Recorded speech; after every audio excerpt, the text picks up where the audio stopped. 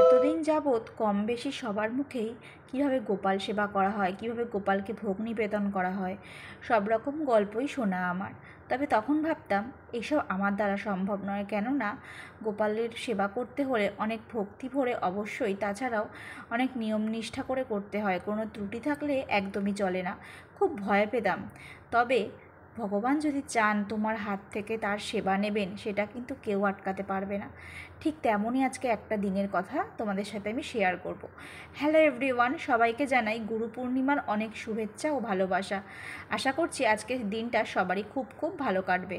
হ্যাঁ, আমারও কিন্তু খুবই ভালো কেটেছে বলতে পারো। যেহেতু এটা রবিবারকার ভিডিও আর আমি সেটা পরের দিন পোস্ট করছি, তাই তোমাদের বললাম আমার দিনটা খুব ভালো কেটেছে। আজকের সকালটা শুরু করেছিলাম পুরোটাই অন্যরকমভাবে। আমার বাড়িতে জানো তো, আমার গপু আসার পর থেকে আমি তাকে অন্নভোগ নিবেদন করে উঠতে পারিনি। হ্যাঁ, যেদিন তাকে প্রতিষ্ঠিত করেছিলাম আমার ছেলের অন্নপ্রাশনের দিন, সেদিনকে তাকে মিষ্টান্ন দিয়ে সেবা দিয়েছিলাম ঠিকই, তবে তারপর থেকে নানান কারণে আর তাকে অন্নভোগ সেবা দেওয়া হয়নি। তো তাই ভাবলাম আজকের দিনটা হলো গুরু পূর্ণিমা, তো এই দিনেই আগে থেকেই প্ল্যান করে রেখেছিলাম কিছু একটু তার জন্যে করে দেবো। হ্যাঁ, অনেক কিছু করে উঠতে পারিনি, তবে আমি একটা ছোট বাচ্চাকে নিয়ে যতটুকু করেছি সবটাই নিজের হাতে করেছি। হ্যাঁ, আমি এটাই চেয়েছিলাম যে সবটা করব, নিজের হাতে করব। পারলে হয়তো আমার শাশুড়ি মা আমাকে হেল্প করতে পারতোই, তবে আমি চাইনি যে কারোর হেল্পের।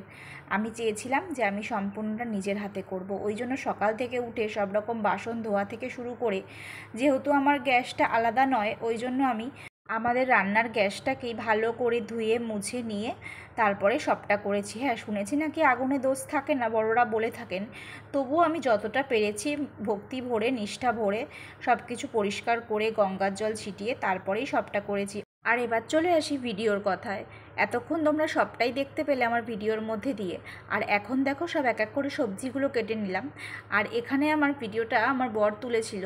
আমার শাশুড়ি মা আর বর মিলে চলে গেছিলো বাজারে, সেখান থেকে নিয়েছিল কিছু ফল। হ্যাঁ, তবে সেটা আজকের জন্য নয়, যেহেতু কিনা আগামীকালকে শ্রাবণ মাসের প্রথম সোমবার, তো সেটাও করার ইচ্ছে আছে। যদি বাবা চান তাহলেই তো করতে পারবো, তার জন্যই কিছু কিনতে গেছিলেন। আর এদিকে দেখো ফুল নিয়ে নিচ্ছে। আর তারপরে এখানে ফুল টুল সব নেওয়া হয়ে গেছে, তখন আমি বলেছিলাম একটু ভিডিও তুলে আনতে, তো তার জন্যই আর কি তোমাদেরকে দেখানোর জন্যে আমি এই ভিডিওটা করতে বলেছিলাম, তাই আর কি তারা করেছে। আর তারপরে এখানে ফুল নিয়ে ফল নিয়ে চলে এসছে একটু মিষ্টি নিতে। তবে হ্যাঁ, এই মিষ্টিটা নেওয়া হয়েছিল আজকে গপুর জন্যই, 5 রকমের মিষ্টি। তবে দুর্ভাগ্যবশত হয়তো গপু চায়নি বলে এটা হয়নি, আমি সেটাই মনে করি। ভুলটা কিছুটা আমারও ছিল, আমি গপুকে মিষ্টিগুলো দিতে পারিনি, কেননা আমি ভুল করে মানে বাক্সটা খুলে রেখেছিলাম আর তার মধ্যে একটা টিকটিকি পড়ে যায়, তার জন্য আমি আর ওটাকে দিতে পারিনি। তো কি করব, আমি গপুর জন্য নিজের হাতে করে যেটুকু আয়োজন করেছিলাম আমি সেটুকুই দিয়ে দিচ্ছি। আর তারপরে দেখো তোমাদের আমি দেখিয়ে দিলাম আমার সবজি কাটতে গিয়ে না হাতটা একটু কেটে গেছে, তো ওখানে জন্য ব্যান্ডেড আটকে নিয়েছিলাম। আর তারপরে এখানে আমি একে একে সব সবজিগুলোকে ভেজে নেব। এখানে দেখো নিয়েছিলাম হলো আলু, পটল, বেগুন, কাঁকরোল আর হলো ঢ্যাঁড়স। আর এদিকে দেখো এখানে আমি তেলটাও গরম করে নিয়েছি। চলো এবার একে একে সব সবজিগুলোকে আমি ভেজে নিই। তো তার আগে দেখো তোমাদের আমি আরেকটা ছোট্ট গল্প শেয়ার করি কীভাবে আমার আজকে এই গপুকে পাওয়া। আমরা আগে কিনা যে বাড়িতে থাকতাম, সেখানে সেই জেঠিমা আর কি আমাকে তাদের গপু দিয়েছিলেন তাদের কিছু পার্সোনাল প্রবলেমের জন্যে। আমাকে বলেছিলেন যে তুই আমার গপুকে একটু রাখবি, আমার কিছু প্রবলেম চলছে, তো তার জন্য আমি গপুকে তো সেবা করতে পারছি না, তাই জন্য তোকে রাখার জন্য দিচ্ছি। আমি সেই দিন এক কথায় রাজি হয়ে গেছিলাম। তবে তারপরেও আমার কিছু ফিজিক্যালি প্রবলেম ছিল, তখন আমার ছেলে হয়ওনি। তো গপুর কাছে আমি তখন বলেছিলাম, গপু তো কারোর ওর বলে আলাদা, মানে আলাদা আলাদা হয় না, সবার একসাথেই ভগবান সব একটাই। তার কাছে আমরা বলেছিলাম যে আমার ঘরে যদি তুমি একটা সুস্থ সন্তান এনে দাও, তাহলে তোমাকেও আমি নিয়ে আসবো আমার ঘরে। তো সেই দিন থেকেই আর কি আমার এই গপুর জন্যে মানত করা বা গপুকে ডাকা। ওই যে হয়তো ওপরওয়ালা আমার সাথে এটাই ঠিক করে দিয়েছিল যে এভাবেই হয়তো আমি আমার সন্তানকে পাবো, ঠিক তাই ওভাবেই পেলাম। কি করবো বলো, কপালের লিখন তো আর কেউ খণ্ডাতে পারে না, না? তো দেখো বলতে বলতে কিন্তু তোমাদের সাথে একটা ছোট্ট গল্প শেয়ার করতে করতে আমার গপুর জন্য কিন্তু সব কিছু রেডি করা একদম হয়ে গেছে। এখানে দেখো করে নিয়েছি ওর জন্য আমি ঘি ভাত, আর তার সাথে ওকে আমি মাখনও দিয়েছিলাম, যেহেতু কিনা মাখনটা ওর প্রিয় খাবার, ওই জন্যে। আর তারপরে দেখো এখানে কিন্তু ওকে আজকে আমি এখন সুন্দর করে সাজিয়ে নেব। হ্যাঁ, অবশ্যই আমার মতন করে, আমার সাধ্য মতনই ওকে আমি করব। এখানে ওর জন্য একটা নতুন জামা কেনা হয়েছিল, মানে জামাটা আগেই কেনা হয়েছিল, সেটা ছিল ঘরে, তাই ভাবলাম চলো আজকে ওকে এরকমভাবে সাজাচ্ছি, তাহলে ওকে আজকে নতুন জামাই পরিয়ে দিই। তো তারপরে আমি গপুকে নতুন জামা পরিয়ে দিলাম, আর তারপরে ওকে সব কিছু যা ফুল টুল এনেছিলাম, মালা এনেছিলাম, সেসব দিয়েই ওকে আমি সুন্দর করে সাজিয়ে গুছিয়ে দেখো ওর সিংহাসনে দিয়ে বসিয়ে দিলাম ওকে। আর ওর জন্য কিন্তু সব আর কি রূপোর মুকুট, বাঁশি, হাতের চুড়ি, গলার চেন সব কিছুই কিন্তু আমার গপু সোনার আছে।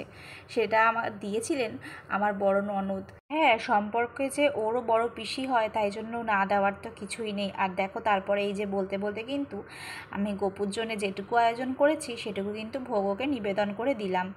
তবে ওই যে একটাই খারাপ লাগলো, ওর জন্য মিষ্টিটা আনলাম কিন্তু আমার ভুলের জন্যই ওটা দিতে পারলাম না। তবে ওর জন্য একটা আমিত্তি এনে দিয়েছিলাম, আর হলো মাখন দিয়েছিলাম, আর ঘি ভাত আর 5 রকমের ভাজা। এইটা দিয়েই ওকে আজকে আমি সেবা দিয়েছি দুপুরবেলা।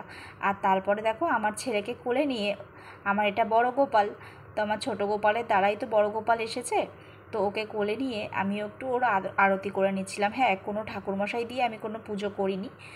ভক্তি ভরে মন থেকে ভগবানকে ডাকলে সেটা নিজেরাও করা যায়, সে সবসময় যে ঠাকুরমশাই দিয়ে করতে হয় এমন কোনো ব্যাপার নেই, এটা আমি মনে করি। তোমরা কে কী মনে করো অবশ্যই কিন্তু আমায় কমেন্টে জানিও।